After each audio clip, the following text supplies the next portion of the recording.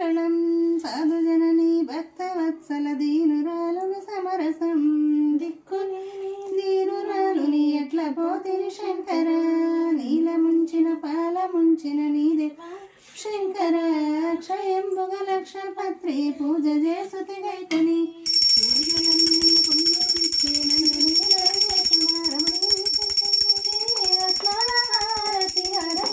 నానా పడకదా